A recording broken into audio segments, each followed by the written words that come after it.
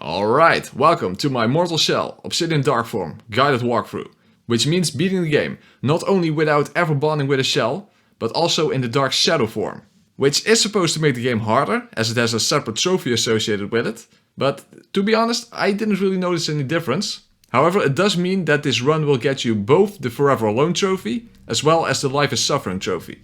In fact, this video is my first run doing this, so at the end you will see me getting those two trophies. And this is also only the third day after release when I did it, so the lack of experience is going to show. In fact, you will see me learning things throughout this playthrough, and sometimes I will play a bit more carefully than necessary. However, the idea behind this guide is a sort of minimalist approach, so if you want to do this challenge yourself, this will not only show you some easy to perform strategies, without relying on special attacks, items or focusing on upgrading my weapon as quickly as possible, and I also only parry once in this entire playthrough. Now, one of the reasons is because I assume most people don't actually care about the trophies themselves so much, but more about the challenge itself, including myself. But also, if you do care about the trophies, given that this is a minimalist approach, any parry or special attack that you yourself might use will only provide an easier time getting through the game under these restrictions on top of the strategies that I will show in this guide. I also have to make one thing very clear about some of the opinions I will give about this game, because I might come across as very negative in this guide, but I need to preface that by saying that this is obviously not a review of the game. Given that this was made by an indie studio with a low budget, I am incredibly impressed by what they have managed to achieve. And I really hope this game does very well, so that this little studio can grow and that they will have the resources to make their next project into something truly incredible. But realistically speaking, this game simply has flaws, and you're going to run into those when doing this run, as you cannot make any mistakes. So it's not about simply being negative about the game. I'm actually quite impressed by what they did. So I have to make that very clear. So one returning theme you will notice immediately here in the tutorial fight against Hadron is that for the most part a singular and repetitive strategy is the most effective way of handling the boss fights when you don't have a lot of experience with them yet. Now, it's not the quickest way, far from it, but it's the most obvious and easiest way of making use of their quite minimal and often exploitable movesets. So what I do against Hadron is that I dodge his attacks and only get close to trigger him to do his hardening ability, and then counter with a jump attack, use harden myself to make his next attack bounce off, and then get another R1 in. Then I stay away again and I repeat the process. And the reason for doing that is because, just like you, he can use harden literally at any time, but he also has a cooldown period. So the safest time to attack him is when he is in that cooldown period. It's certainly not a quick method, but it is extremely effective to no damage him, which is not even necessary yet because you don't die in one hit in the tutorial area. But I am going to fight all versions of Hadron in this guide, and this is going to be a recurring strategy that only requires minor variations based on the weapon he uses in the different versions of the fight against this mini-boss. It's not the most interesting method, of course, but it will definitely help you acquire these trophies, including the face-off trophy for beating Hadron in the tutorial in this case. Which is also one of the things that show the lack of experience this design team has of yet, and that's that the bosses in this game are a little bit too exploitable at times. In fact, I don't even use things like special attacks and almost no parries, but if you include those things, there are ways to make it that the bosses can hardly do anything to begin with. Which is a shame, because all the ingredients for a fantastic Souls-like are here. It's simply that this team was too small, too inexperienced, and with too low of a budget to get the actual execution right. Which I don't blame them for, but realistically speaking, if I have to describe this game in one word, it would be prototype. However, that does make me very hopeful for what Mortal Shell 2 or whatever the next project is going to be. Because with a bigger team and a better budget, they have the potential to absolutely nail it with their next game. Because again, all the ingredients are here. All this team needs is to learn and to have a better kitchen available. So I really hope that a lot of people will get this game, because for only 30 euros, it's definitely worth getting.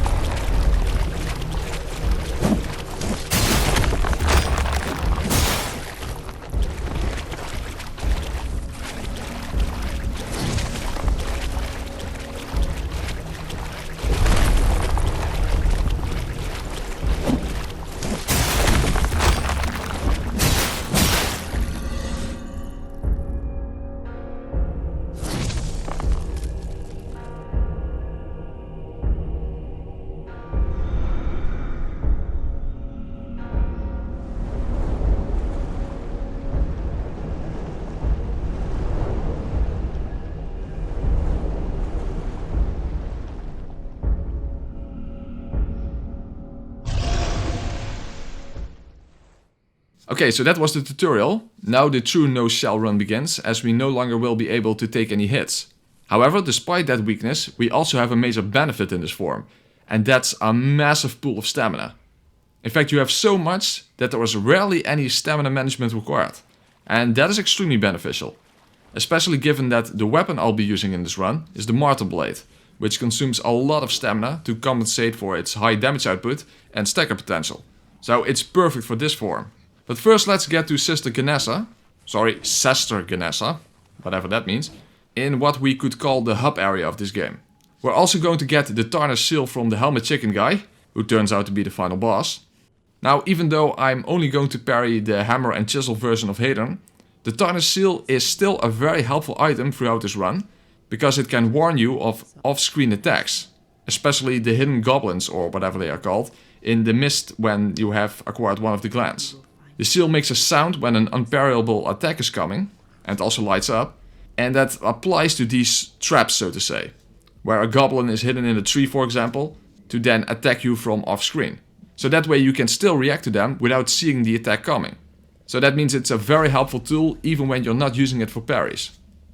Alright, we are without shell obviously, but we need to activate the Obsidian Dark Form before we continue, which can be done at a hidden altar. Again, I can't say that I notice really any difference while in this mode, except for maybe only one thing, but that's actually not specific to Obsidian Dark Form, it's simply an effect of being without a shell. And that's that talking to Sister Ganessa, who essentially serves as this game's version of a bonfire, no longer resets the enemies. She does serve as a checkpoint, but the enemies will not reset. So when they are chasing you and you talk to the sister, they will continue to chase you. In fact, it's only later in this run that I even figured this out. I didn't know that when I started this run. Now, even though you cannot take any damage in this run, there are also attacks and traps that don't do any damage to begin with. And specifically one that I am really thankful for is this over here. There are bear traps on the ground, and look at this. Oh yeah, that is so satisfying to survive this on one-hit kill mode. Now you might wonder, why do I say that? Because isn't that kind of a weird design decision? All I have to say about that is Evil Within on Akuma mode. If you don't know what I'm referring to, be glad that you don't. That might in fact be for the better. Hey, maybe the reasons these traps don't kill you when you're without a shell, whereas they do actually damage you when you're using a shell, is because one of the team members has played the Evil Within on Akuma mode. Who can say? However, despite that lenience that you may or may not think should be in the game, there is another thing that we at least should be able to agree on that should not be in the game. Because this is a glaring design flaw, which may very well get patched by the way, but as of yet it hasn't. But when you're crawling through tunnels, like you have to do to get to and back from the Obsidian Dark Form enabling altar, not only don't you have the ability to move backwards if necessary, but during the animation where you stand up after crawling, you don't have iframes. So we are talking about the possibility of dying while you literally have no control over your character. And there are poisonous frogs outside, and guess what happens? So I crawl out of the tunnel, remember I cannot control my character, and I automatically die because I get poisoned by a frog that was directly outside of the tunnel. Yeah, that's a clear design flaw. That should not be possible. And this is actually not a freak occurrence, because before I started this run, I first had to check where this altar was located, of course, and the exact same thing happened. In fact, something similar will happen later on in this playthrough. So given the 1 in a billion chance that one of the designers sees this video, make sure you patch this in this game and keep it in mind for when you're designing your next game. During these sort of micro cutscenes, you need to have iframes.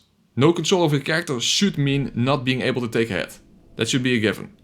Anyway, before we go and acquire the weapon that we will be using during this run, we are first going to get a quenching acid that is very close by the main hub area, together with the acid that can be found in the same area where we acquire the Martyr blade. We can upgrade it immediately to +2.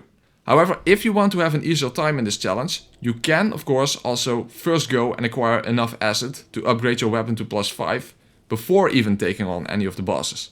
I am not going to do that, mainly to make sure that the fights don't go by too quickly, meaning I cannot show you enough of the boss's movesets, and also to preserve time when it comes to going through the areas.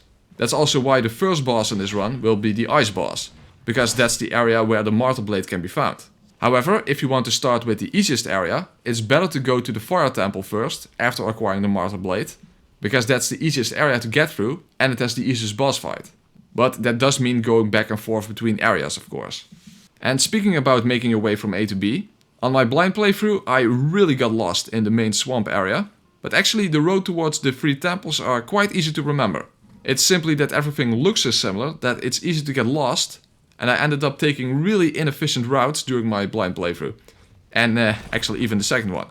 And of course this year is my 3rd time playing through the game.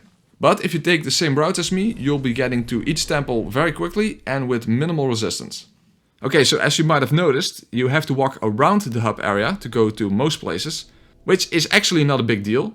However, I tried going through the crawling space left from Sesta Ganessa, like you've seen me do before. It's more direct after all. But given that there are enemies there, and we have established that we don't have iframes during the transition animation, when you come out of the tunnel, yeah, I died again because of that same flaw. It's really silly, but it's also completely unnecessary to even go this way, because not only are the enemies quite easy to avoid when taking the long way around, by going out through the door.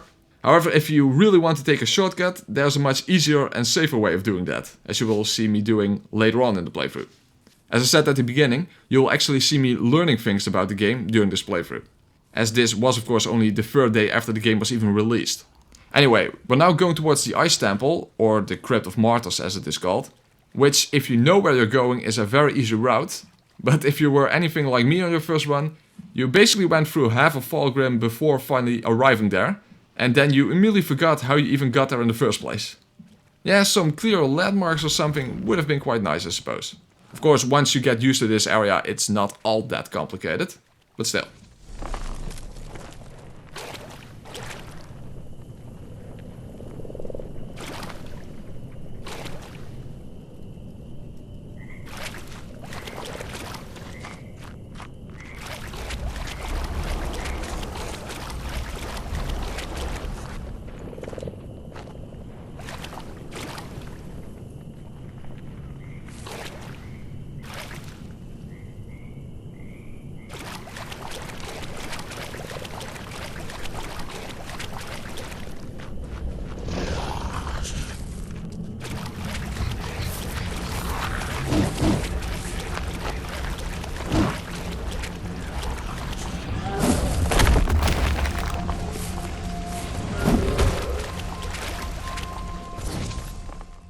When you enter this area, there's another version of Sesta Ganessa.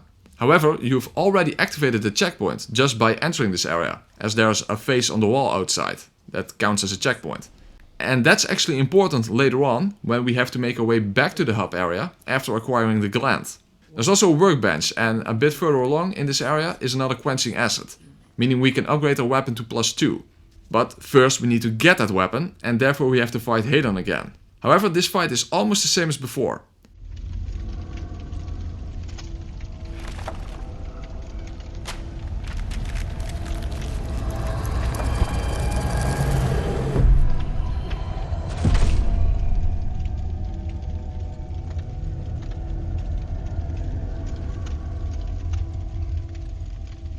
First he came running up to me to do his charge attack, so I hardened to block it.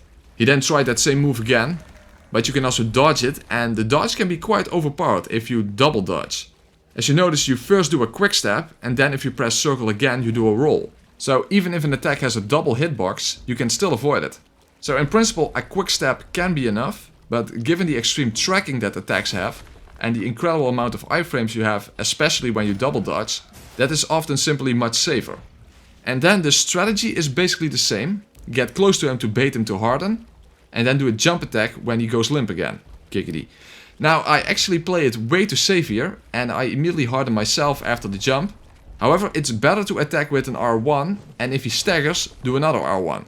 If he doesn't, then harden for safety, because you can't be sure if he's going to counterattack, and if he does, he will hyper armor right through your attack. Because here's the thing with staggering enemies in this game. It's not completely consistent. And you will notice this with all of the bosses, where often, for example, 3 hits will cause the boss to stagger, but not literally always. It might sometimes be 4, for example. And that's something you need to watch out for. And in this fight, it's safe to attack again if he staggers, but not if he doesn't.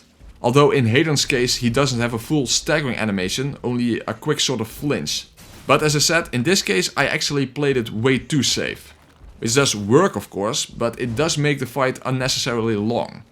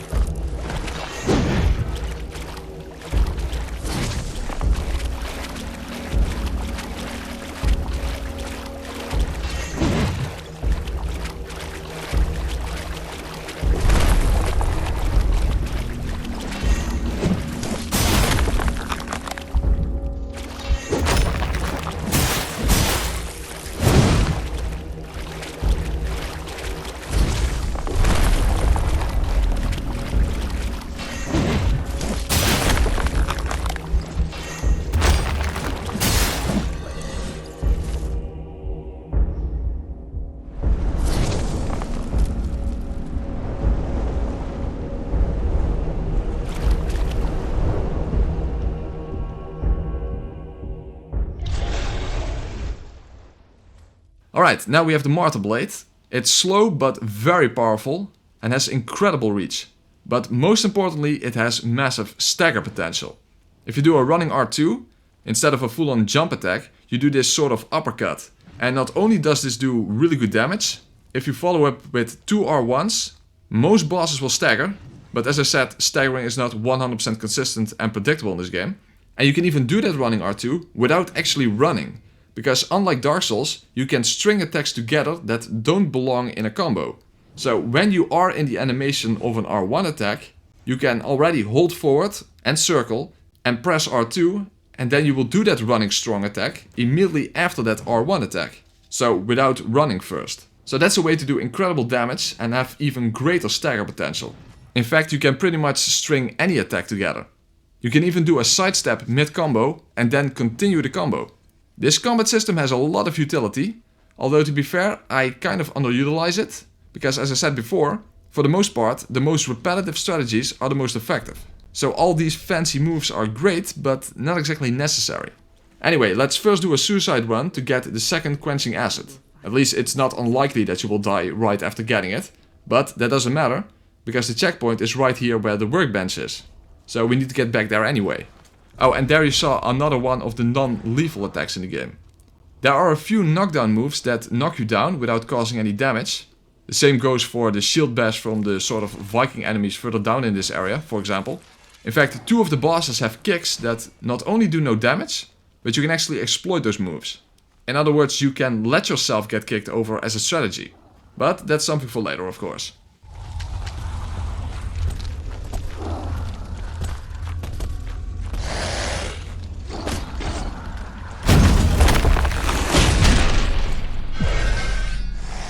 Alright, so because we got killed after getting the acid, we are immediately back at the workbench. So now we can get our weapon to +2. Now if you want, you can actually leave this area, go to the fire temple first, because that's the easiest area, and there's another quenching acid there. You could even go and upgrade your weapon to +5 before fighting any of the bosses. However, one thing to keep in mind is that in this area, once you've beaten the enslaved Grisha and talked to Sister Ganessa, there's no way back because of video game logic, as the ledge is too high and you can't climb in this game. But speaking of the enslaved Grisha, that's the next boss fight. And it's not that hard, but it has an annoying mechanic, and that's the icicles that fall from the ceiling. Those fall in random patterns, so there's no real strategy to dodging them. But at least you can hear the cracking of ice that indicates that the icicles are going to fall. So immediately the lock-on screwed me and messed up the camera, and I had to harden for safety. Now a very dangerous attack is the one where he does this short little jump and then he steps his claw into the ground. However, if you run towards him when he does that little hop, you can completely circle around him, and not even the extreme tracking in this game can keep up with that. He also has a 2-hit combo where he ends with a stab from his left arm, so you can counter after that stab.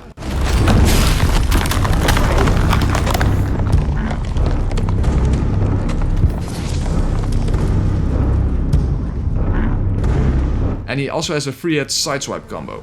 He recovers very quickly though, so after a running R2, you can harden for his counterattack, and then dodge away to avoid the follow-up. Jump attack again, so run around when he does a little hop. And when he does the headbutt, he will do it twice and he will roar afterwards. So that means that it will be safe to attack after the second headbutt.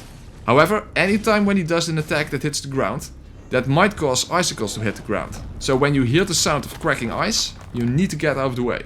Now I actually didn't make good enough use of the running R2s in this fight, but that has to do with me messing up the controls, because I tried to do it after double dodging, so I'm a little too spammy with the circle button to actually get the running R2s to come out. What you need to do is to leave a small pause and then hold the circle button and press R2. And the reason I mention that is because the more running R2s you do, the more often and more likely it is that you can get free damage in, because you cause the boss to stagger. And again, because of the harden mechanic, you can sneak in hits even with this slow weapon, because you can simply harden mid-attack animation. So you can literally create safe opportunities to attack when the boss leaves too short of a window of opportunity to get an attack in and get away again. It's actually a really cool and tactical mechanic, even a bit overpowered at times. However, the grab attack, which the normal version of Grisha does, is an attack that will break the harden effect and still cause damage afterwards. Which, as far as I know, is actually the only attack in the game that does that. Alright, now we're going to make our way down towards the ice boss, Tarsus the first Martyr, which actually only takes about 90 seconds or so. And the road is quite easy once you go down the spiral staircase. It doesn't really matter which path you take, as long as you keep going down and ignore all the side areas, which you can enter by crawling.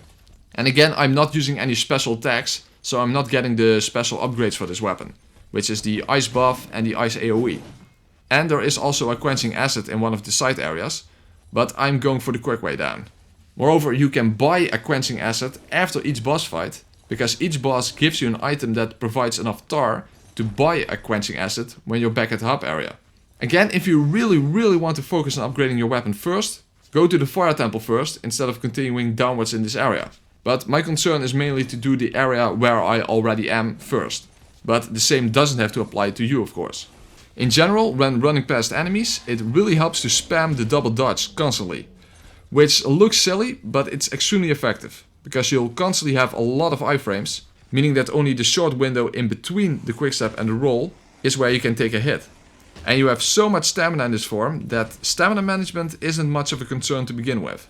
It's especially important to do this next to ghosts, because not only do those have melee attacks, but they can also summon AoE attacks. So don't underestimate those enemies. They can hit you from quite a distance away. Okay, time for my favorite fight in the game. I love the atmosphere of this fight. In fact, even the lack of music actually adds to that atmosphere, as well as the shadows of people underneath the ice. That's definitely an aspect of the game that the designers did right. Now this boss can actually be exploited during the first phase, but I had bad RNG in the successful attempt, so I am going to show you how to do that after the fight. Because you can actually drain about half of his life bar when he does his giant AoE attack. However, things went differently in the successful attempt.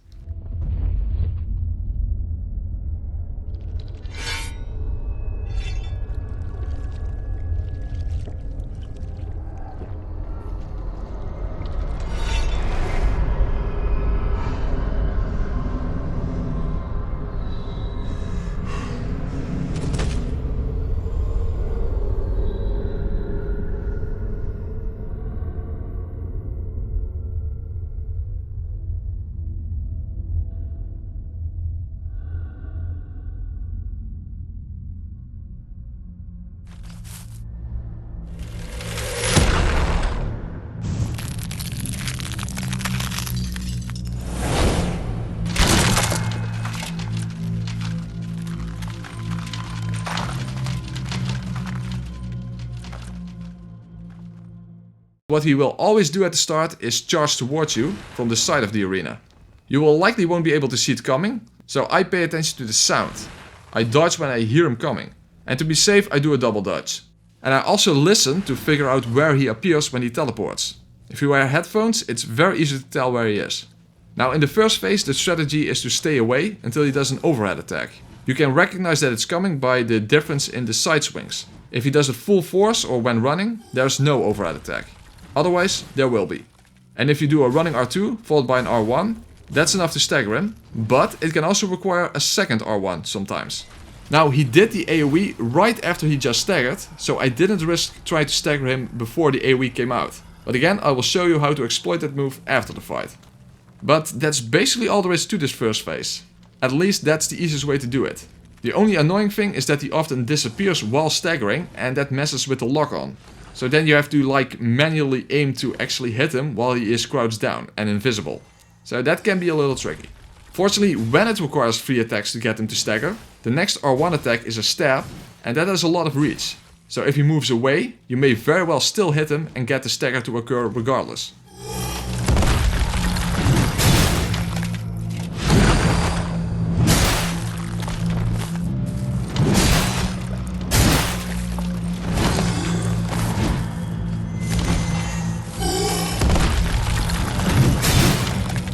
When he goes into second phase, it looks like an AoE, but that's not the case. You can simply stay close to him.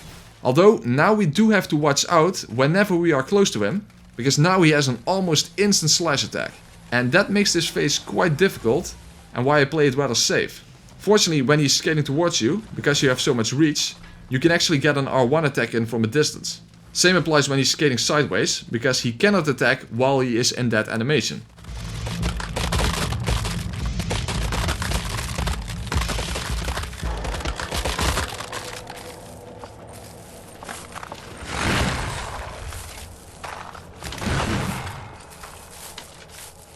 So what we're going to do is to stay away and wait for the slow double stab attack. Stay out of this reach for the first attack and then spam dodge sideways. Not forward, backwards or diagonally, sideways. It looks kinda awkward because the tracking spins the camera around, but you can then counter with an R2 and R1 to hopefully stagger him again. Although whenever you are close to him, be wary of that instant slash attack. That's why I'm so careful and on edge the whole fight. Because that's what's most likely to get you killed. As well as a very quick charge attack that he has. that requires near instant hardening or dodging.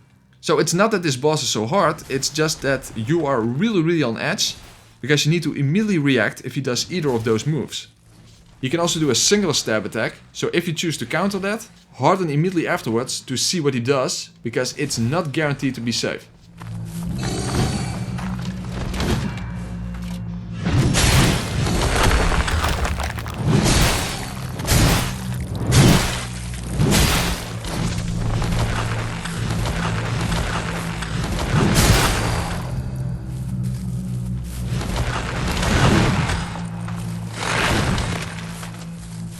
So here's the quick charge.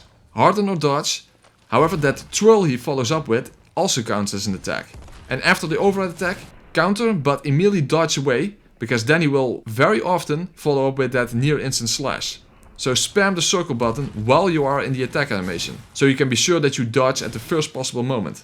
Or you can use harden if you're not in the cooldown period. Again, it's not that this boss is that hard, it's just that it's really tense because of that instant slash and the quick charge. If you can deal with that, it's not a big problem. However, his sword has a lingering hitbox during the stab attacks, so running or dodging into the sword will get you killed, unlike in the Souls game. Well, Dark Souls 2 has some of those hitboxes as well, but in this game they are really extreme.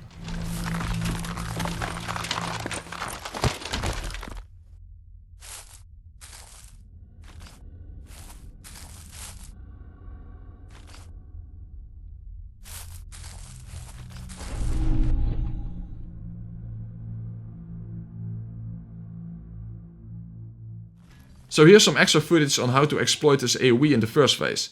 As soon as you see that he's going to stab a sword into the ground, which is not a hitbox by the way, start doing R1 attacks. If you start doing this immediately, you can get just enough R1s in to stagger him before the AoE becomes active. Because that actually takes a lot of time. Way longer than it should, in fact. And the reason I advise R1s is because you don't want to stagger him too early, as you can get more damage in if you stagger him at the last moment. However, if he just staggered a few seconds before he does this move, don't risk it. Because then you will not be able to stagger him again that quickly. So if you ask me, this move is a little bit too exploitable. Also, a rather rare attack that he has is his sword throw. Just move out of the way of the throw and simply harden to avoid damage from the jump attack. And then you can stagger him again with a running R2 followed by 1 or 2 R1 attacks.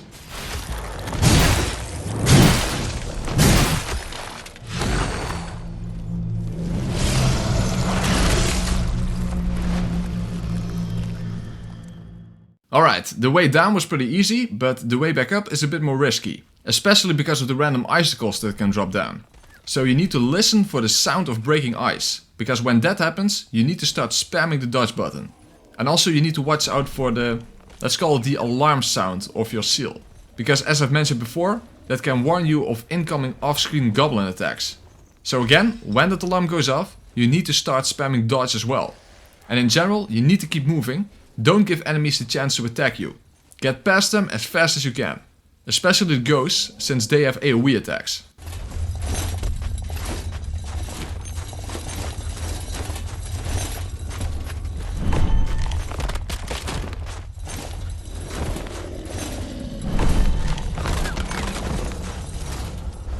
Here you can see how the tarnished seal warns you of an incoming goblin attack.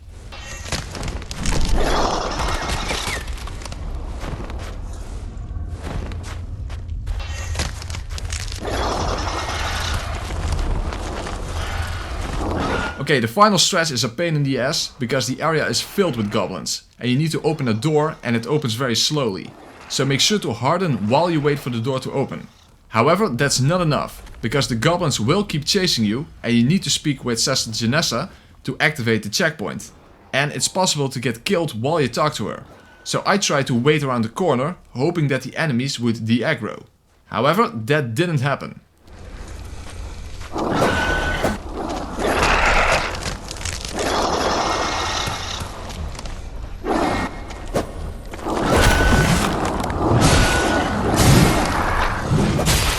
And this is where I first learned of the mechanic that talking to Janessa without a shell does not reset enemy positions like it usually does. Meaning the goblins will still trying to kill me. And what's more confusing is that the way you came in is not the same way you went down. so you can actually go in the wrong direction, and I did indeed go the wrong way.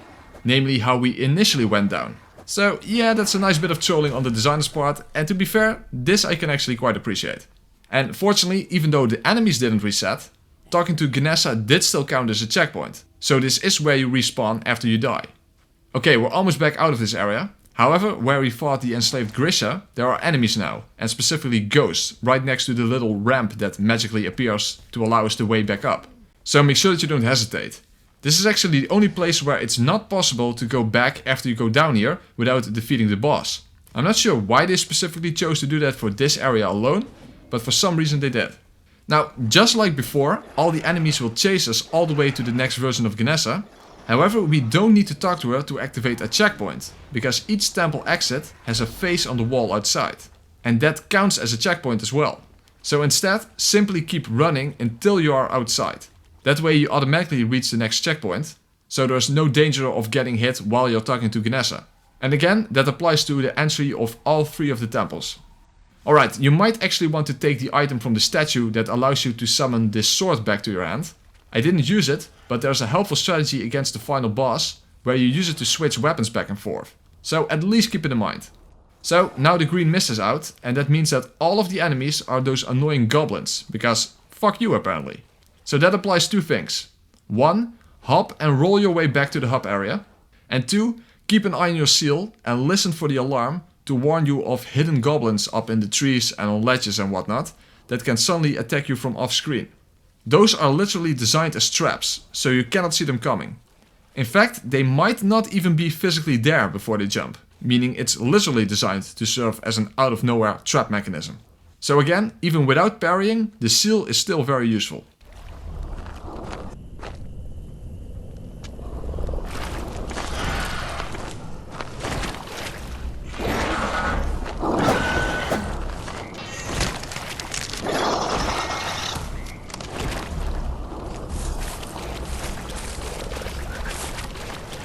Now, I actually completely forgot this, but the glowing statue that you can now open since the mist is out, the one closest to the door of the hub area, that one contains a quenching acid. So I could have had an extra upgrade by now, but I simply forgot. However, it might be safer to first go and talk to Ganessa to create a checkpoint, and then go back out to get it. And when we talk to her, not only can we see again that enemy positions don't reset, but it even turns out that the goblins can come inside. So this doesn't even serve as a safe area, which I kind of assumed it was. But no, they can follow you all the way in here. So talk to Helmet Chicken Guy to make the mist disappear by giving him the first gland. Then go up to Vlass to buy one of his quenching acids. And you can be sure that you can buy it, because defeating the boss gave you a nascent tar, which when used gives you exactly the right amount of tar to buy a quenching acid. This applies to all 3 of the main bosses. So regardless of which order you choose, you can buy a quenching acid when you return.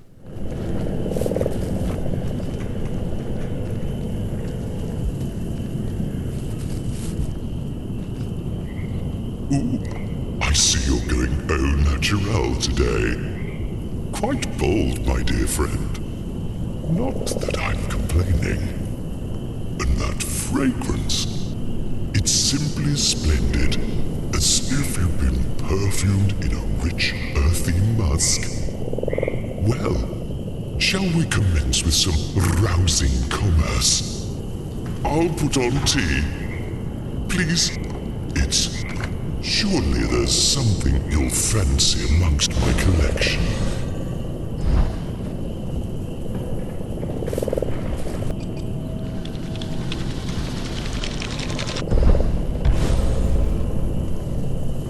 Alright, now let's go to the Fire Temple. And remember how I tried to find a shortcut to the other side at the beginning, despite that not being remotely necessary? Well, if you really want to, you can simply run around like this, and then very carefully go down the lowest drops on the cliff. Because, well, gravity is a bit extreme in this game. More about that later.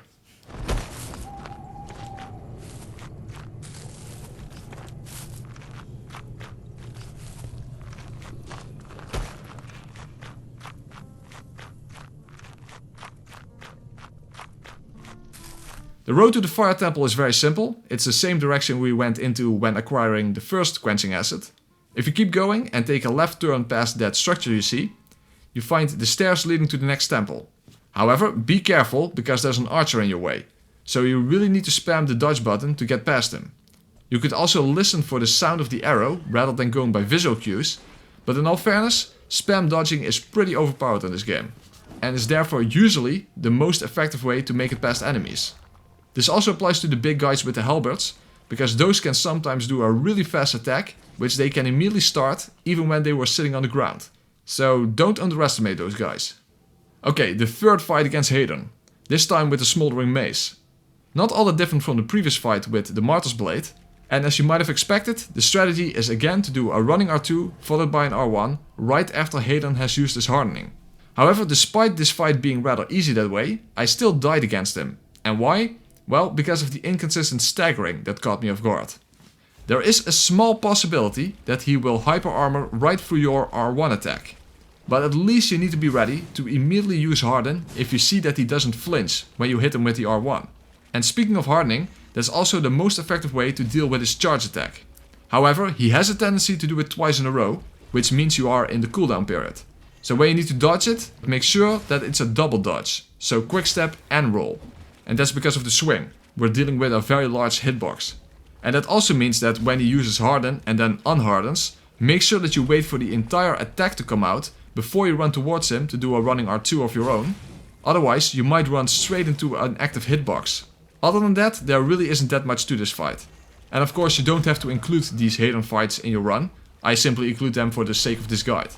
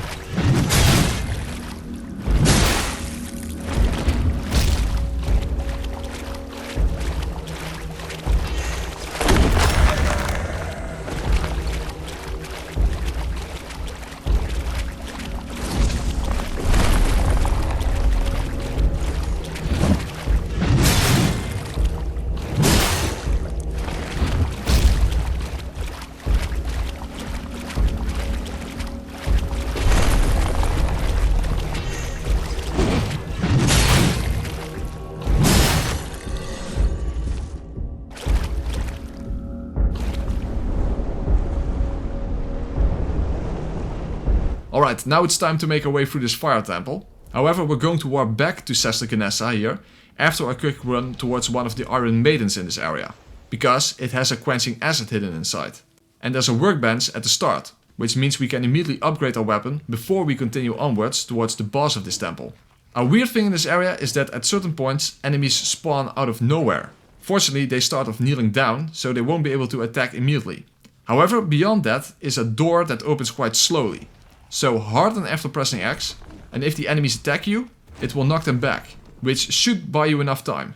Now you do need to be careful around the little guys with the maces.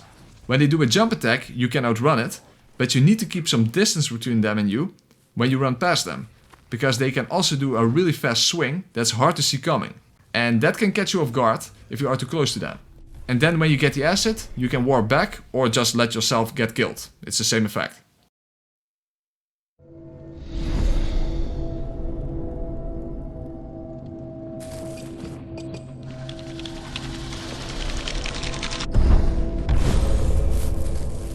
Alright, now our weapon is at +4, and after defeating the boss, we automatically will have enough tar to buy the second quenching acid from Vlas back at base.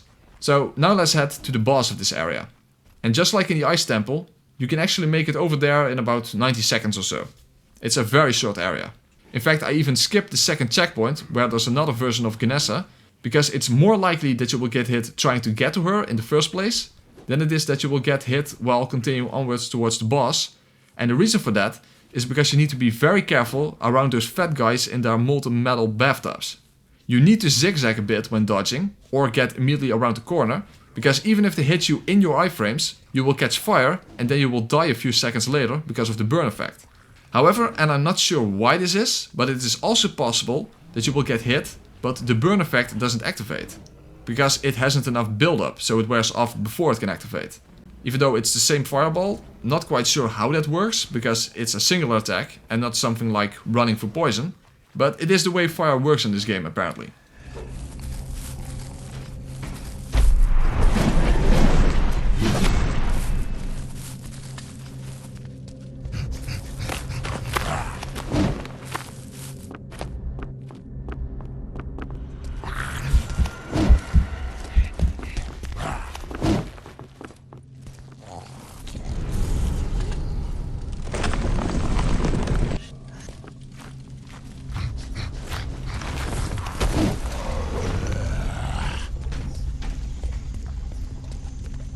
When you get to Genessa, remember that enemy positions aren't reset, so that means that you might not be able to access the boss arena, because that doesn't work when enemies are close. If that happens, using the mask to warp back to the same point doesn't work either, because that also doesn't reset the enemy positions. However, quitting the game and reloading does, so that's the easiest way of handling that if that happens.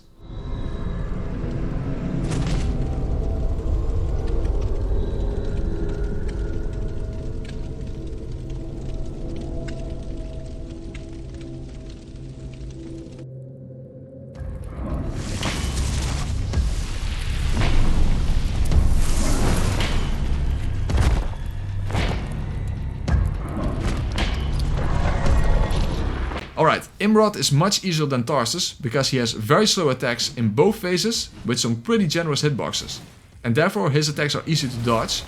However, there are two things to keep in mind. First, his flame breath. Remember that you still catch fire when you harden or touch it while dodging, and then you will die automatically a few seconds later. So you need to immediately dodge away from him when you see that he starts doing that move. And secondly, this guy can cancel his attack animations. So while he is in the middle of one attack animation, he can suddenly, out of nowhere, cancel into another attack animation. So that can catch you completely off guard if you're not ready for it. He mainly does that when you are very far away from him. So it's best to stay a bit mid-distance. I actually thought he already was in second phase, but he had like a single digit of HP left. So I was a bit surprised by his knockdown animation. During his second phase, his moveset isn't even that much different, other than that his attacks follow each other up a bit faster. But he also gets a kick that only knocks you down. It doesn't kill you. And actually that is something you want to happen. Because afterwards he will pick up one of the corpses, but this is so slow that you have enough time to stagger him before he can even throw it. And I get what they were going for, he kicks you away and that gives him time to pick up the corpse. But because it is so slow, they actually turned it into a move that you can exploit. It's something that should be in his benefit, but it's actually in your benefit. So that is a bit of a design flaw if you ask me. And the twin boss that we'll fight in the third area actually has a similar design flaw. Also a kick that you can exploit. So all three bosses in all three areas have a move that is a little bit too exploitable if you ask me.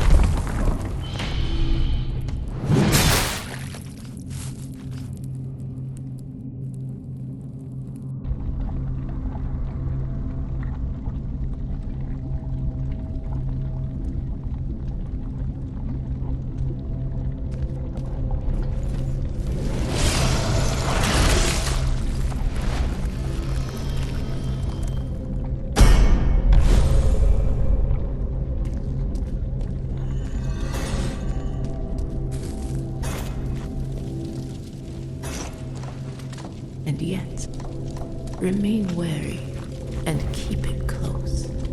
Alright, the road back out is quite similar to the road towards the boss. However, there are some extra bathed up guys. So again, remember that they can kill you even if they hit you mid-dodge. Also, I'm always very spam dodge happy around ghosts because of their AoEs. But to be honest, I'm not even sure if the ghosts in this area even have AoEs, like the ones in the other areas. Because I've never actually seen these ones use them. They are specific to each area after all. Ice spikes from the ground in the ice area, obsidian spikes in the obsidian area. So you would expect fire in this area. But can they do that? I'm honestly not even sure. Regardless, I would just not take any chances. Also, this time I did talk to the second version of Ganessa in this area. So if something goes wrong, that makes this already short run even shorter.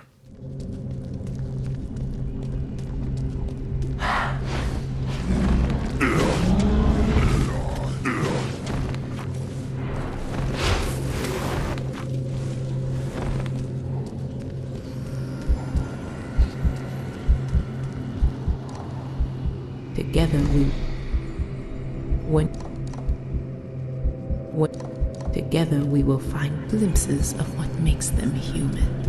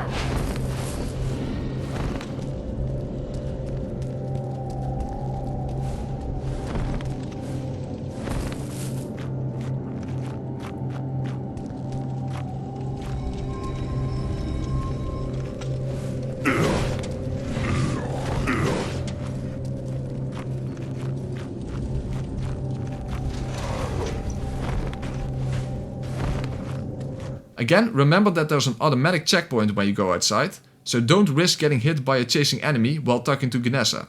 And when we get outside, the mist is out again because we're carrying a gland, so that means every enemy is one of those annoying jump-happy goblins. So again, pay close attention to your seal to avoid the ones you cannot see coming. I have to say that turning every enemy into a goblin feels a bit lazy, or maybe they just didn't have enough time available, because what would have been awesome is if when the mist was out, the world would feel like some sort of otherworldly reality. Like in Silent Hill when the sirens are in the background, with a different layout and completely unique enemies. It's a bit of a wasted opportunity to make these mist sections truly interesting, rather than basically more of a nuisance. But again, maybe that's simply the result of time restrictions based on only having 15 people in your team, rather than a lack of creativity. That is certainly a possibility.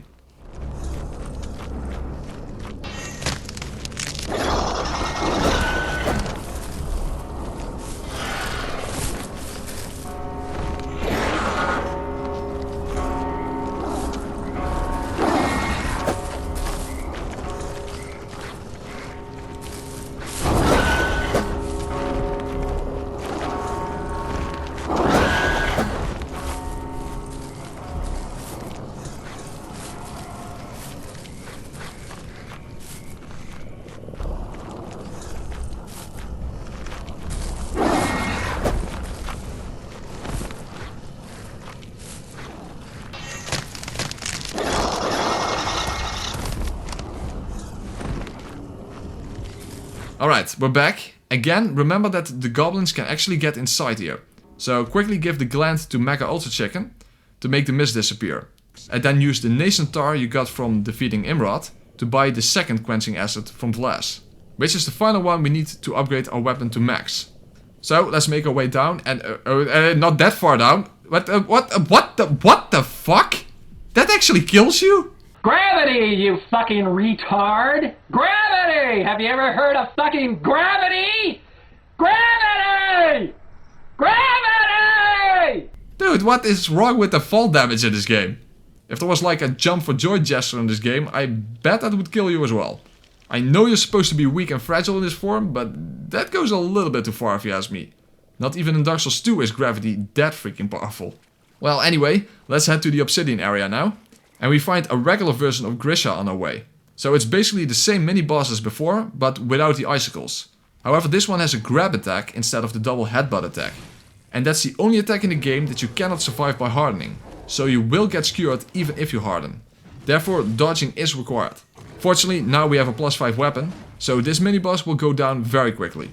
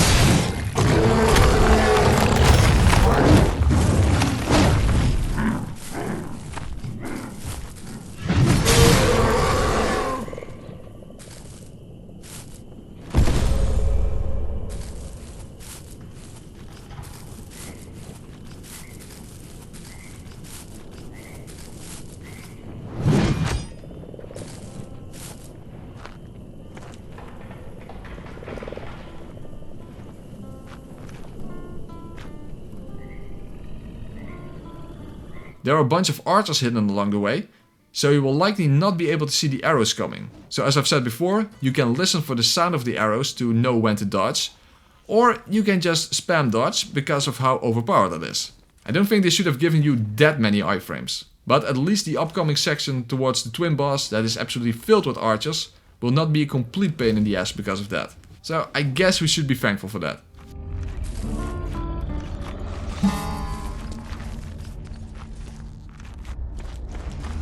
Quickly roll down the stairs here to avoid the final archer, and then you can... What the fuck? I died from fall damage because I rolled down a slope? Are you kidding me? Gravity! Gravity! Well, I guess they were indeed going for gravity being more dangerous than any enemy in a Souls-like game. But Jesus fuck, talk about overdoing it.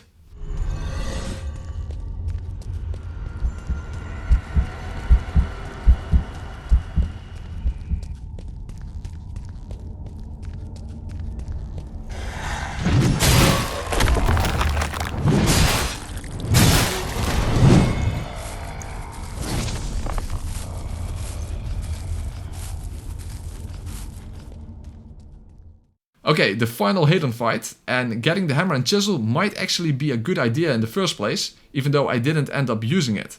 But it can be helpful in the final boss fight. More about that later. Now, when it comes to the fight itself, I kinda forgot that you need resolve to parry in this game. So as you can see from the bloodstain, I died literally at the start of the fight because of that. So I first need to build up some resolve. But when you have it, parrying is actually really effective and easy to do against this version of Hayden, because he tends to spam the jump attack, and that one has a very wide parry window. But when you don't have resolve yet, make sure that you don't dodge the jump too early because of the tracking. And again, keep the inconsistency of him flinching from your attacks in mind. In fact, I had to save myself multiple times this fight by dodging because he didn't flinch.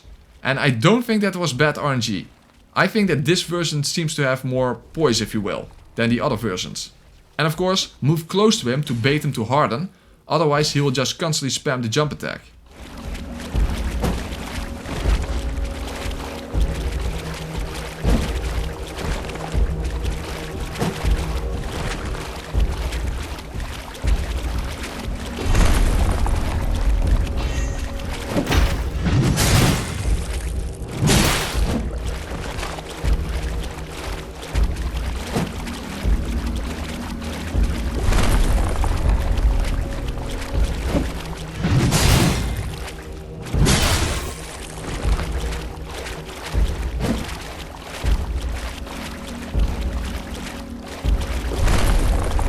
Once you have built up resolve, you can parry the jump attack, and because the seal has been upgraded, because of returning the glance, you could actually place a bomb after the parry.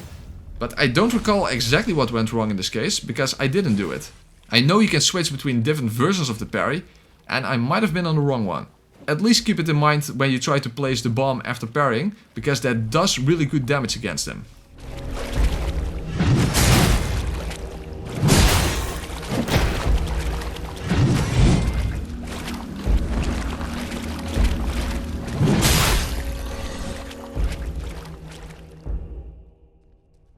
Alright, the Obsidian City. There's one of those hammer-wielding guys in your way. You can knock him down after he does the overhead attack. And when he recovers, dodge backwards because he will pound the ground 3 times. So you can knock him down again after the 3rd strike.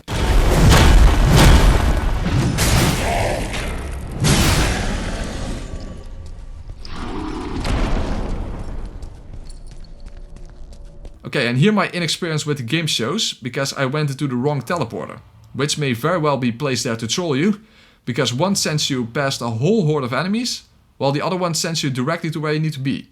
As you know, there are 3 switches that you need to activate in order to open the giant gate, and the left teleporter takes you automatically to that gate. The first switch is immediately visible, however be careful that when you activate it, it spawns enemies, specifically ghosts.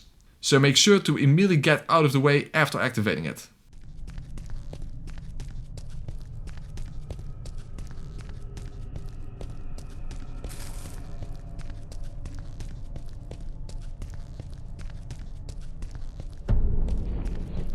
On your first playthrough, you probably got lost here looking for the switches, but you don't need to bother with teleporters. There's simply one on the left and one on the right side of this giant and unfortunately rather empty area.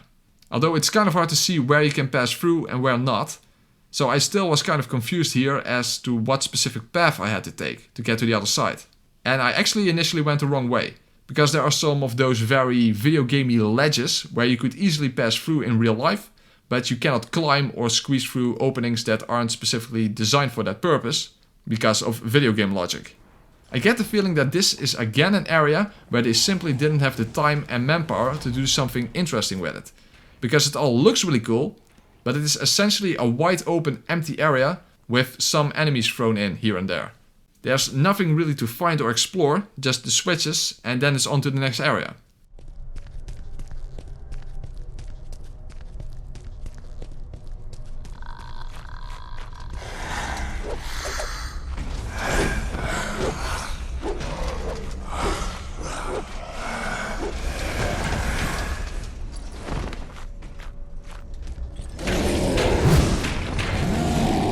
Now, because of the extreme nature of gravity that we're all very familiar with now, the second switch is kind of a suicide run. Because even if you roll across the gap to avoid the enemies behind you, you will die anyway. At least in this form. With a shell it works, but if you cannot take any damage, then gravity is going to win. It's strange that the designers said that Demon Souls was such an inspiration to them, but they exactly neglected to copy the floaty nature of falling and fall damage in that game. They went full Dark Souls 2 and then some. Yeah, pretty harsh. The next switch is a bit of a pain because it's surrounded by archers, and then there's also a hammer guy in your way. So because you need to spam dodge to avoid the arrows from the archers, the real danger here is accidentally rolling into the pit rather than actually getting hit by an archer.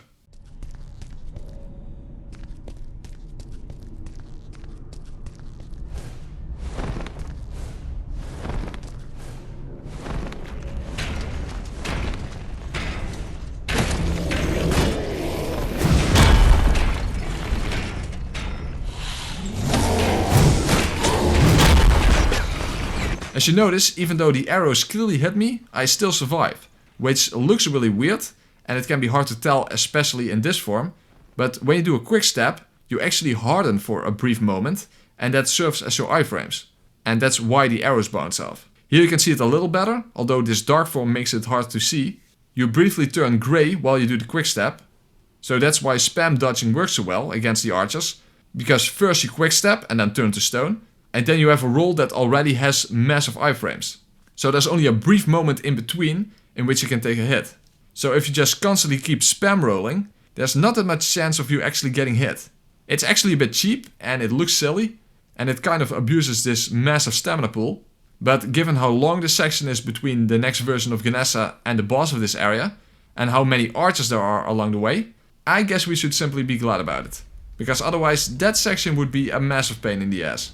So when we pass the gate, there's not that much strategy to it. It's quite literally a matter of just spam dodging when you get within shooting distance. So it's a bit of a returning theme in this game. That a lot of things aren't really about skill that much. It's like this boss has a bad hitbox that gets you killed, or this boss has a move that you can exploit.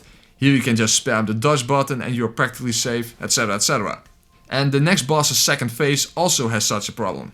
Again, I think this simply has to do with the inexperience of this design team. The elements are all there, but the execution is the problem. Great potential, but I keep coming back to the conclusion that the game feels like a prototype, and not a fully fleshed out game. I think that is a pretty fair assessment. So now we have the long road towards the boss, and the difficulty here is that you don't have that much room initially to spam dodge. So you have to move with a bit more care, otherwise you will die from gravity rather than from arrows.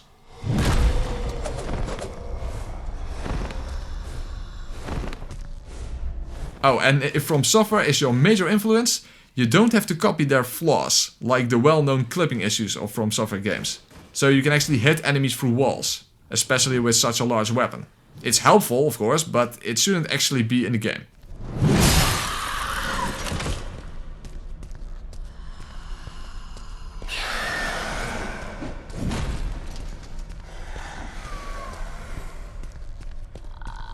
There's another enemy, a melee one fortunately, around the corner, so quickly move along after killing the archer.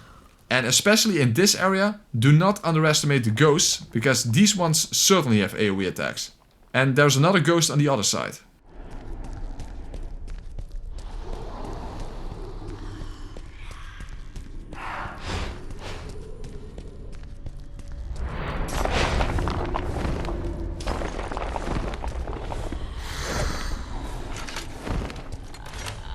You pretty much have to spam roll this entire section, because the stairs go around, so you are basically constantly within range of the archers.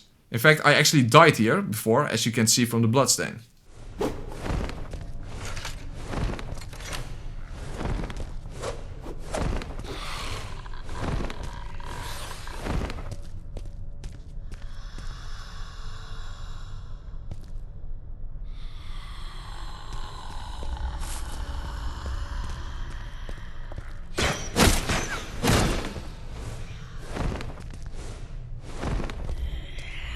Here I actually got a bit confused, because this was only my third playthrough after all, and the previous two times I took the teleporter on the right. So this time I emerged at the other side of the next area, and I actually thought that area was unique to the section after you defeated the boss, because it has the switch to take the elevator down. Which, looking back, this might actually serve as a shortcut, so that if you take the elevator down, you can talk to Ganessa again, and then take the elevator back up if you die, and you don't have to do the previous section over. I haven't tried this, but I wouldn't be surprised if it is possible. So hey, you may actually want to try that out for yourself. There's actually an NPC in this area, but that's unfortunately another thing where this game falls short. Not that I think that it's that important to the game, but there aren't really NPC quest lines in this game. I mean, you have the guy that can make the mist appear and disappear when you don't have a gland, and there are a couple of vendors, but that's basically it. The NPC in this area is essentially suicidal, and you can kick him off the edge to earn 10 glimpses. And I don't think anyone has yet discovered what the giant toad NPC does, if he even does anything to begin with. So from here, the road to the boss is pretty straightforward. Just keep moving and spam dodge whenever an archer is near, and eventually you will reach the shifting archives.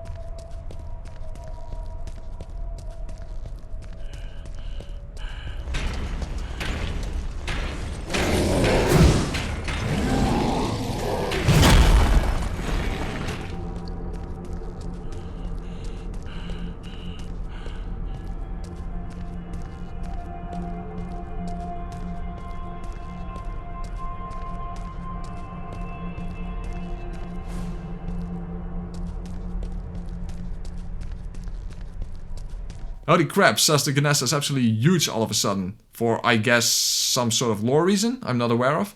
And the dialogue has glitched out.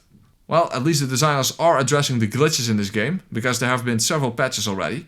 And this was only the 3rd day after release, so most of the glitches should have been patched already by now. Okay, so instead of getting a stiff drink, you need to get hard before you hit the floor. Otherwise it's over before the fight can even begin.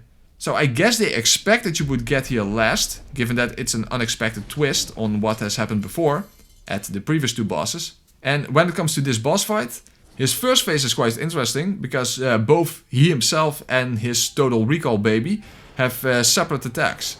But contrary to the ice boss, who looks amazing, this one is a bit like early concept art. Visually, it's not the most appealing boss design-wise, I think. Alright, he often starts with his shield bash attack that almost has no hitbox to begin with, so it's very easy to punish and get an early stagger. However, when he staggers, the Total Recall baby shoots arrows, so you need to harden to prevent getting hit. In fact, even dodging around the boss doesn't work, because the arrows go right through him for some reason, which is weird. And then simply counterattack whenever he ends a combo in a stab attack. If he staggers, harden. And try to stay close, because when he jumps away, the little baby can shoot arrows basically endlessly, so hardening doesn't really work against that. Because even though it doesn't make you go limp, it does mean that you are stuck in place and he can just keep firing. So that attack you will have to spam dodge until he stops.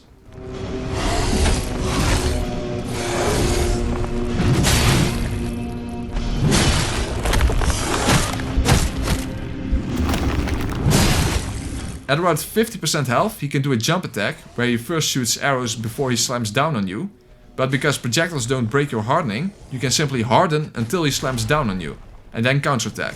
He then also has a new combo, but I simply wait for him to stab again. If he stabs, you can counterattack. That's the rule of thumb to keep in mind.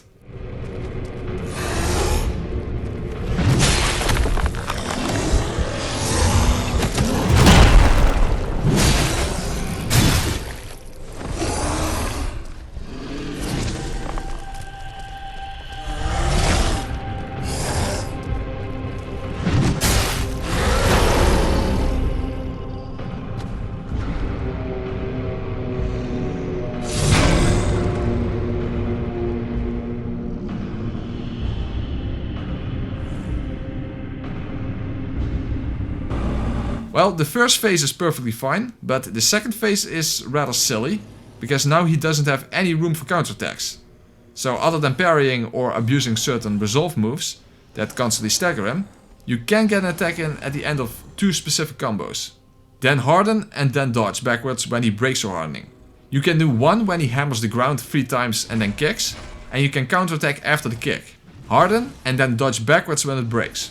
He has another combo where he stabs the spear into the ground, and that's your cue to counterattack, preferably with a running R2 attack in both cases. Harden and dodge backwards again when it breaks.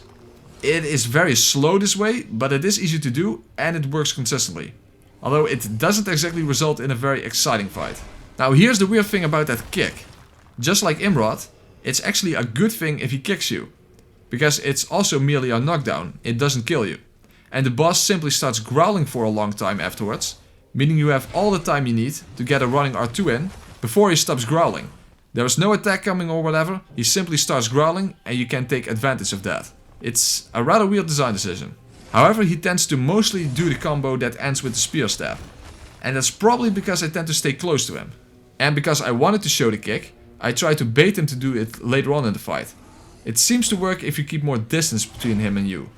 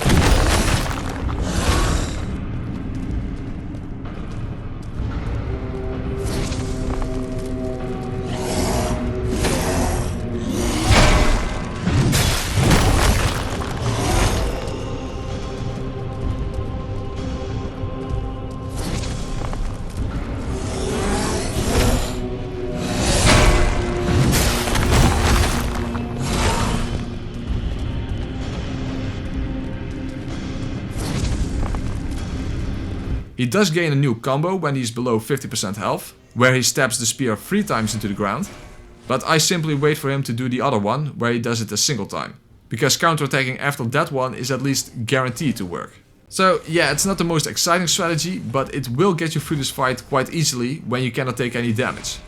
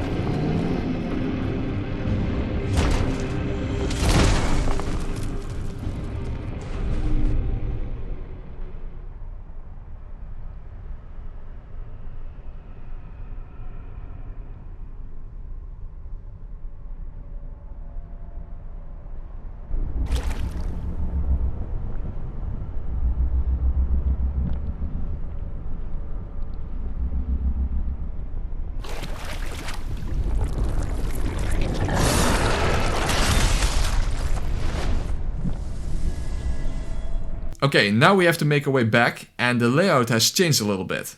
We now have to get back using several teleporters, and of course we have to deal with archers again. It's very important to not hesitate when going into these teleporters, because you can actually die if you get hit while in the teleportation animation. Well, I guess we shouldn't be surprised after the whole climbing out of holes and suddenly dying while not in control of the character fiasco at the start of the run. There are archers to the left and right here, and a hammer brother blocking your way. But try to get to the teleporter in as straight of a line as possible, not only so you don't accidentally roll off, but also so that the archers won't hit you when you try to make a turn. In this section you can pretty much go in a straight line after you pass the first archer, and then keep roll spamming until you reach the teleporter, as there's a ghost in the middle and another archer near the teleporter.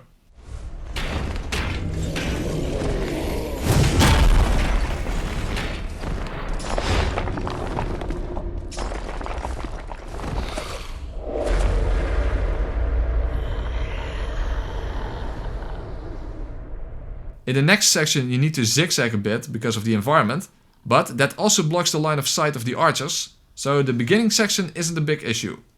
However, once you reach the end of the walkway, there's a whole army of archers. So the only way of handling that is to make sure you have enough stamina at that point, which should be no problem, and spam dodge in between them and hope that no arrow will strike you in between the quick steps and rolling. That's really all you can do. There's no hiding, there's absolutely no way you can kill them without getting hit. It's literally a matter of just hoping for the best and hopping around. There's one more archer near that sort of gate thing at the end, and the final one just around the corner. So again, you need to keep hopping around like an idiot until you're around the next corner. And then you will be able to take the elevator down that I mentioned earlier.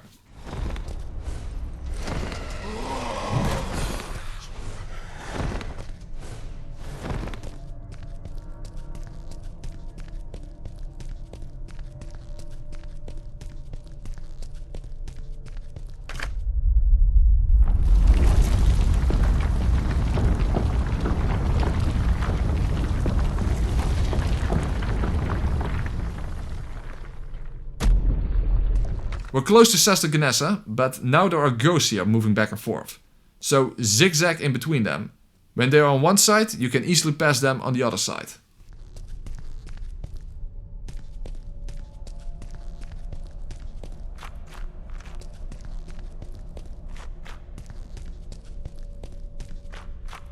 The dialogue seems to be glitched again.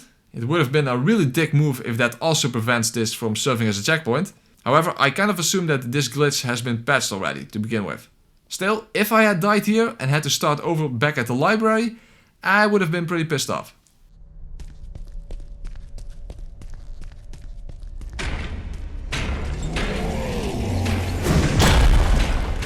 There are 2 more archers here, and I initially thought that their backs were turned because they reacted so late to my presence.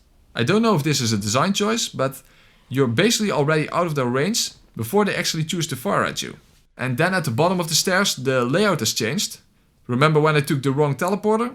Well, this time we have no choice to begin with, so we have to make it past a whole bunch of enemies before we can get back to the other side of that giant area where the switches were.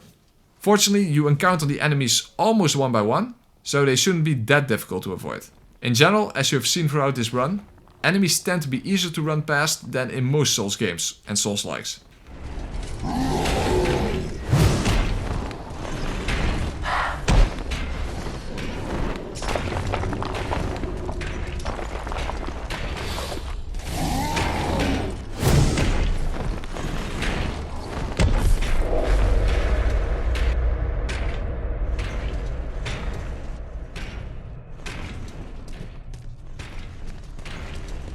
Okay, we're back at the start, but they sneakily placed one final archer in this area, just to make it so that you might die at the last moment. But remember that just like the previous 2 temples, there's an automatic checkpoint when you enter or leave the building. So no need to take the risk of getting hit by an arrow while talking to Kinessa.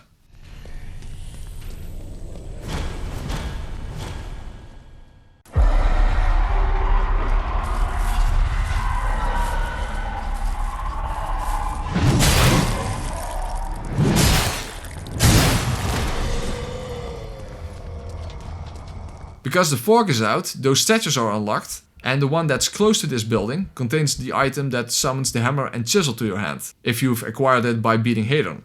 Now I completely forgot to pick it up, because I actually had the strategy in mind of using the hammer and chisel to take care of the little clone enemies that the final boss spawns. Obviously the hammer and chisel aren't upgraded, but that doesn't matter, those clones die in one hit anyway. Because the thing is that they can be tricky to hit with a slow weapon like this. And they are much easier to hit by using the jump attack of the hammer and chisel. So my idea was to attack the boss with the Martyr blade and then switch to the hammer and chisel when the clones appear. And then switch back to attack the boss after they are all dead. But since I forgot to pick up that item, I had to deal with them with the Martyr blade regardless. However, it is certainly a strategy that I would recommend. With the Martyr blade they are a bit harder to deal with. Fortunately, if they are clustered together, a wide swing from this weapon will hit multiple at once, so that is at least something.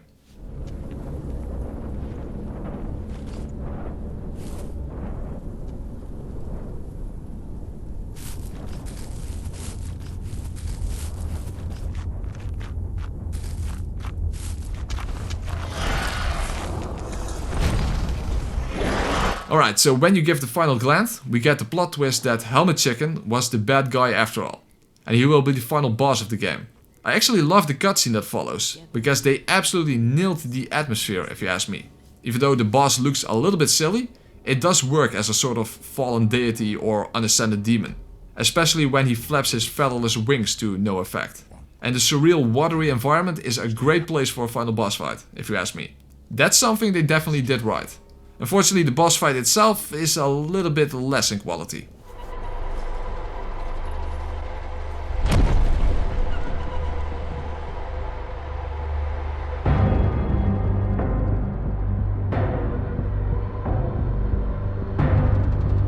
It's all wrong.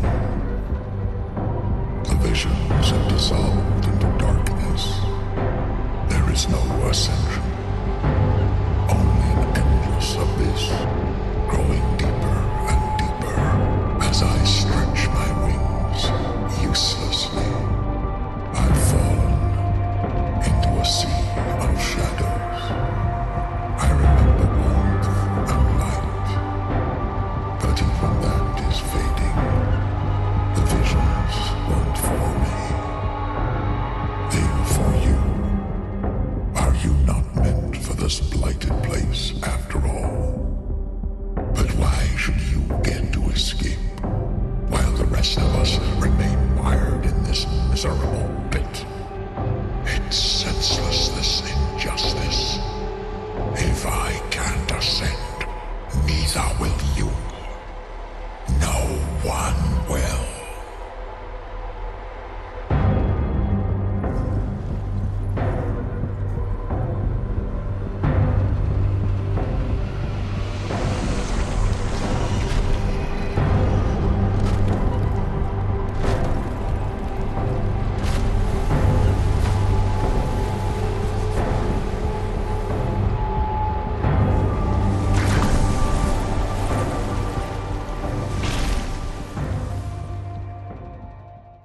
Alright, Mega Ultra Chicken. His charging swipe is a homing attack. It's full screen and never misses, so you need to dodge through it or harden. When he staggers, he becomes a hitbox when his head falls down, which is first of all bullshit, but secondly that means dodging away before you start attacking him. Try to stay in front of him as much as possible, otherwise he starts rolling from side to side a la Guardian Ape style. However, staying in front of him is easier said than done because of the camera, especially when he attacks with his beak. Sometimes the camera can even go underwater for a short while. So I mainly rely on the hardening mechanic when I cannot see what he does, or because of the awkward angle, it's hard to tell when the attack is going to connect. When he jumps away and causes tidal waves, you need to double dodge through them. A single dodge isn't enough, because first the wave pushes you back, and then they cause damage. And because the boss will likely do his full screen attack before the second wave connects with you, it's best to harden after dodging through that second wave. Otherwise the boss may roll catch you. Yes, it is in fact a thing in this game. But whatever you do, try to stay close to him as much as possible, because if he jumps away and you leave distance between him and you, he might smack the ground and that causes his little minions to appear. The more you stay close to him, the less likely it will be that he summons those clones. Now, given how long this fight is, it will likely happen near the end, and he's probably programmed to make sure it happens at least once when his health is low, unless you can stagger him out of it. But of course, the less clones you have to deal with, the better. You can also do a tail swipe that is indicated by the alarm on your seal going off, but a single dodge backwards should be enough to avoid it. Near the end he gets a spinning tail attack, and that one is really dangerous because it goes so fast, meaning it requires immediately dodging or hardening. But again, I mainly save my hardening for when the camera angle is awkward, and I'm not sure what he's going to do, or when the attack is going to connect. Well, you cannot have a Souls-like game without camera struggles, of course.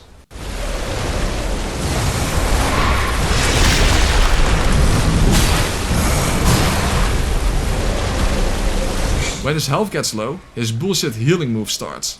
Unless you manage to stagger him when he dives down, this is a healing that you cannot prevent.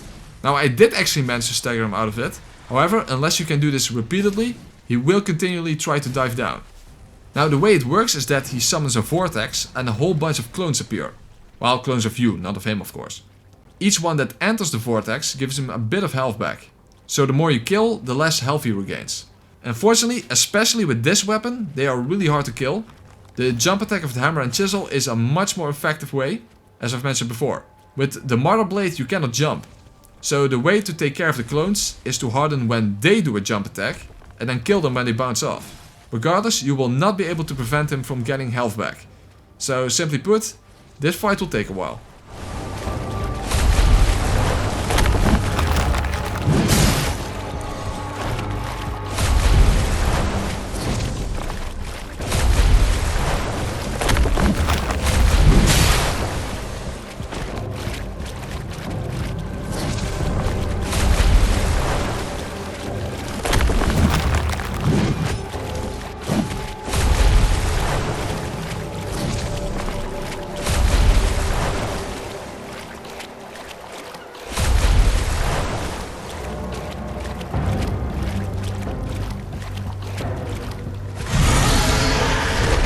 When he emerges again, the fight continues like before. However, now he gains that dangerous spinning tail attack. And he will likely smack the ground, regardless of what you do, and summons a whole army of clones. And that's a pain in the ass, because the boss can continue to attack you. So the best way to handle this is to get as far away from the boss as possible, and hope he doesn't do his full screen homing attack. At least not multiple times. So try to get far away from the boss, and try to get the clones to cluster together, and then use the same strategy as before. Harden to tank their jump attacks, and then you can take a whole bunch of them out with a single swing. Remember that you can harden mid-attack. So it's better to not harden and then attack, but attack, harden, and let the attack automatically come out when they break your hardening.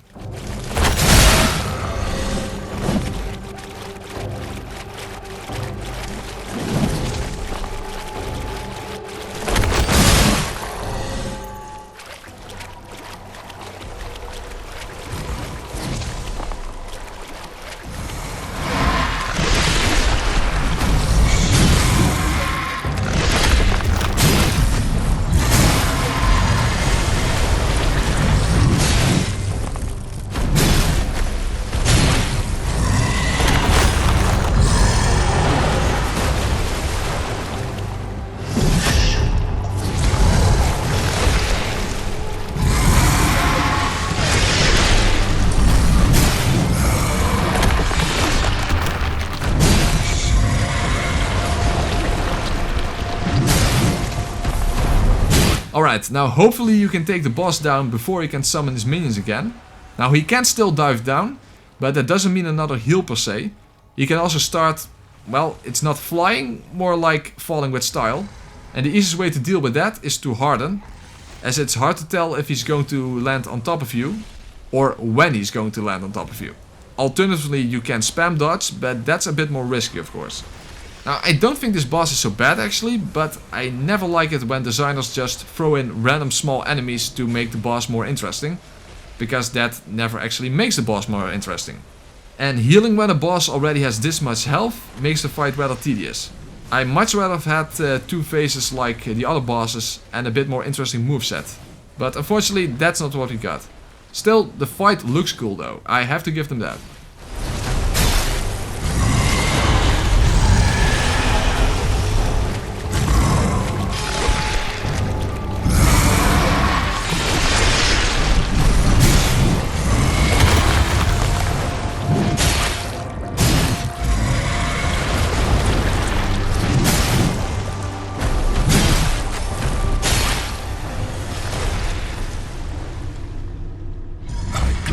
This moment over and over. Am I now to witness your ascension? Or will you shepherd me across the threshold? I see nothing now. Nothing at all. And there we are, Mortal Shell without Shell in Obsidian Dark Form for both the Forever Alone trophy and Life is Suffering trophy. If you enjoyed this video, make sure to like, comment and subscribe.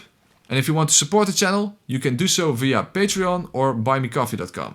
Thanks for watching and I hope to see you again in another video for another guide.